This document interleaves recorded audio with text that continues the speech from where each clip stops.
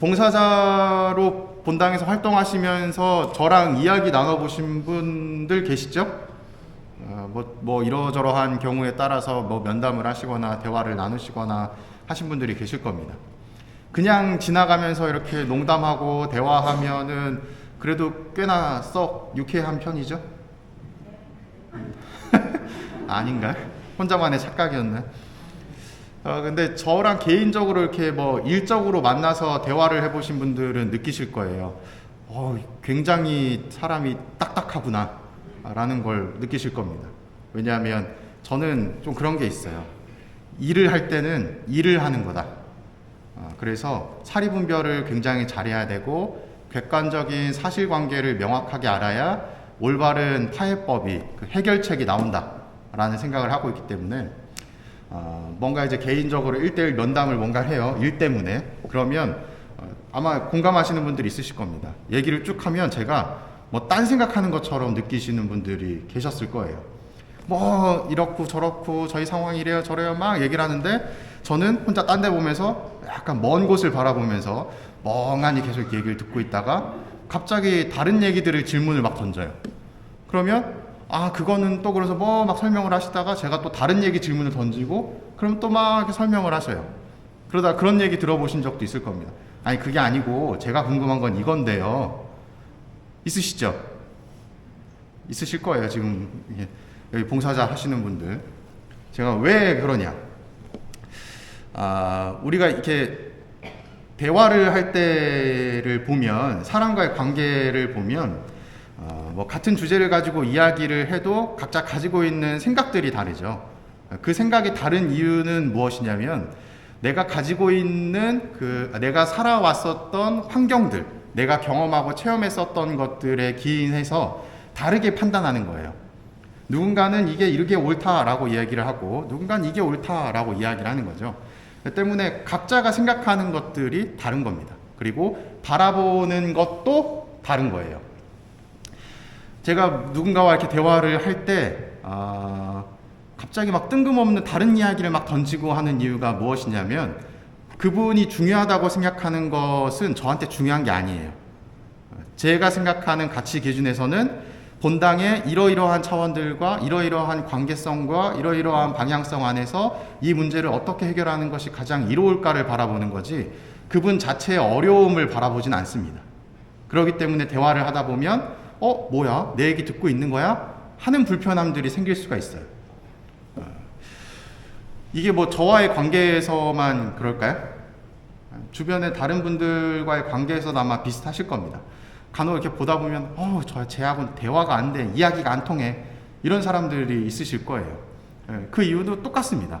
자기가 어떤 가치관을 가지고 무슨 생각을 가지고 무엇을 바라보느냐 거기에 따라서 다른 이야기를 하기 때문에 나랑은 다르네, 저런 생각을 해 하면서 싸움이 일어나는 것이죠. 분쟁이 일어나는 거예요.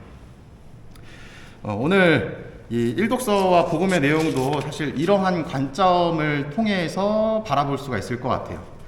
오늘 일독서의 내용 보면은 이 예레미야서의 말씀이 나오고 있는데 예레미야서의 이 말씀은 기원전 7세기경에 예루살렘, 이스라엘을 중심으로 이집트와 아시리아와 바빌론이라고 하는 대강대국들 사이에서 이스라엘이 굉장히 어려움을 겪고 있었던 상황, 그리고 그 어려움을 겪고 있는 상황에서 하느님을 배반하고 다른 무언가를, 더 힘이 있는 무언가를 찾으려고 했었던 이 유다인들의 상황을 표시해주고 있는 거예요. 표해주고 있는 겁니다. 그래서 여기 보면 예레미야를 없애자, 그리고 그 사람이 없어도 사제에게 가르침을, 현인에게 조언을, 예언자에게 말씀을 얻을 수 있다 라고 이야기하면서 더 이상 하느님의 예언자를 따르지 않겠다는 것을 표현해주고 있습니다. 예레미야는 하느님의 말씀을 전달을 해주는 사람인데 그 말씀을 사람들이 제대로 받아들일 준비가 안 되어 있는 것이죠. 왜냐하면 바라보는 것이 다르기 때문에. 예레미야는 하느님의 입장에서 이야기를 자꾸 하는데 거기를 따라야 되는 유다인들은 자꾸 하느님의 입장을 생각하는 것이 아니라 자신들의 생각만 이야기하고 있는 거예요. 그러니 대화가 될 리가 없고 그것이 쌓이고 쌓이다가 결국은 터져서 저 사람을 없애버리자 라고 하는 상황까지 오게 되는 겁니다. 오늘 이 마태복음의 내용도 뭐 비슷하게 해석할 수가 있을 것 같아요. 예수님과 이 제자들이라고 하는 관계 안에서 우리가 잘 알고 있듯이 예수님은 세상을 구원하러 오셨다라고 이야기를 하는데, 제자들은 세상을 구원할 예수님이 아니라 어떤 예수님을 꿈꿨죠? 우리들을 이끌어줄 이 세상의 임금을 꿈꿨습니다. 부유하게 해주고 부강하게 해줄 그러한 임금을 꿈꿨던 거예요. 그래서 예수님께서는 자신이 어떤 삶을 살아야 되는지에 관해서 복음서의 첫 단락에서 이야기를 해줍니다. 다른 민족들에게 넘겨져서 조롱당하고 채찍질 당하고 십자가에 못 박혀 죽을 것이다. 하지만 사한날에 되살아날 것이다. 라고 하는 자신의 그 삶에 대한 내용을 쭉 설명을 해주세요. 그러면 예수님이 이렇게 고초를 당하시고 나중에 부활하시겠구나 라고 알아들어야 되는데 그렇지 못했던 겁니다. 제베데오의 두 아들과 어머니가 예수님에게 다가와서 이야기를 하죠. 스승님의 나라에서 하나는 오른쪽에 하나는 왼쪽에 앉게 해주십시오.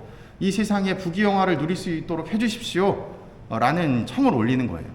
그랬더니 예수님께서는 분명히 이들이 원하는 것이 내가 원하는 것과 다르다라는 것을 알고 계셨지만 그들에게 이렇게 이야기를 하십니다. 너희는 너희가 무엇을 청하는지 알지도 못한다. 내가 마시려는 잔을 너희가 마실 수 있느냐? 내가 마시려는 잔은 곧 순교를 뜻하죠. 할 수 있습니다. 라고 대답을 하자 예수님께서 너희는 내 잔을 마실 것이다. 하지만 오른쪽과 왼쪽은 내가 허락할 일이 아니다. 내 아버지께서 정하신 이들에게 돌아가는 것이다. 라고 하면서 너희들이 생각하는 오른쪽과 왼쪽, 그리고 내가 생각하는 오른쪽과 왼쪽이 다르다라는 것을 또 이야기해 주고 계시는 거예요. 그런데 이 상황을 모두 지켜봤던 나머지 10명의 제자들은 또 같은 모습을 보입니다. 예수님의 그 순환과 고초, 그 부활, 이러한 사건에 관해서 이야기했음에도 불구하고 2명만 잘못 생각했던 것이 아니라 나머지 10명의 제자들도 똑같이 시기 질투를 거예요. 뭐야, 쟤네 내가 더 높은 자리로 올라가야 되는데 선수 쳤네? 씩씩 이러고 있는 겁니다. 그래서 예수님이 그 모습을 보면서 얼마나 가슴 아프셨겠어요. 내가 분명히 A라고 이렇게 얘기를 했는데, A라고 얘기를 했는데 자꾸 B라고 받아들여요. 속에서 열불이 날까요, 안 날까요? 나죠. 그러니까 또 설명을 해주시는 거예요. 높아지려고 하지 말라고. 너희가 높아지려고 하려면, 높아지고 싶다면 어떻게 해야 된다? 섬기는 사람이 되어야 된다. 종이 되어야 된다. 라고 이야기를 해주시는 거예요. 대놓고 이제 이야기를 하는 겁니다. 뼈를 찌르는 거죠. 그제서야 알아들었을까요?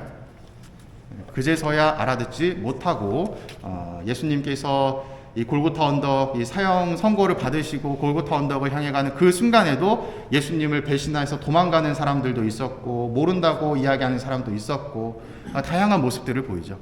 마지막 그 순간까지도 깨닫지 못하고 있었던 겁니다. 그럼에도 불구하고 우리가 이 예수님을 믿는 이 공동체에 머물러야 되는 이유가 무엇일까 생각을 해본다면 이렇게 말씀드릴 수 있을 것 같아요. 젖어든다.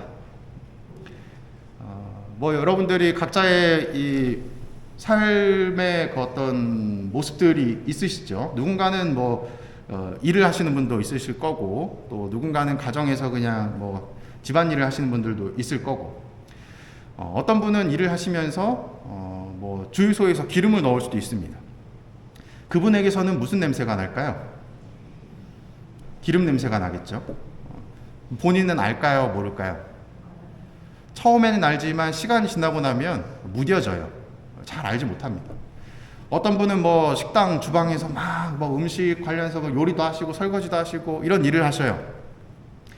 처음에야 몸에 음식 냄새가 배이는 게 너무 싫겠지만 시간이 지나면 그 냄새가 나는지 안 나는지 본인이 알까요? 잘 모릅니다.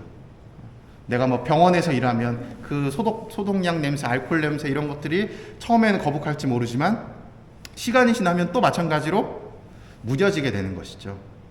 우리가 신앙생활을 해야 되는 이유가 여기에 있다고 생각을 해요. 그렇게 신앙생활 해봐야 달라질 거 없는데 신앙생활 굳이 해야 돼? 해야 되는 겁니다.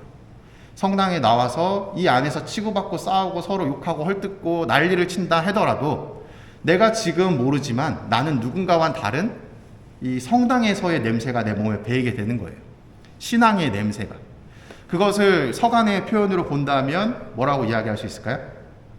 그리스도의 향기라고 볼 수가 있는 겁니다. 알게 모르게 내 몸에 배어서 나는 모르지만 다른 사람은 알게 되는 것. 그래서 우리가 신앙생활을 해야 되는 이유가 여기 있다고 보는 겁니다. 당장에는 신앙생활을 하면서 너무 답답해요. 왜 저렇게 해? 난 이해가 안 되는데 하면서 울고불고 싸우고 다투고 난리를 치더라도 어느 순간 시간이 지나고 나서 나를 돌이켜보면 그래도 내 몸에 그리스도의 향기가 좀 배었구나. 그것으로 족한 것이 아닌가 싶어요. 우리가 그리스도처럼 되는 것이 목표이지만 그것이 안 된다면 그리스도의 향기라도 내 몸에 배이게 만드는 것. 그것이 신앙생활의 최종적인 과정 중에 하나의 어떤 숙제가 아닐까 싶습니다. 답답하고 힘들고 또 어려운 상황들이 계속된다 하더라도 꿋꿋하게 신앙생활을 놓지 마시고 이 안에서 일어나는 모든 과정들이 나를 또 성장시키고 하느님과 가까워지는 과정이다 생각하시면서 기쁘게 신앙생활 하시기 바랍니다. 사랑합니다.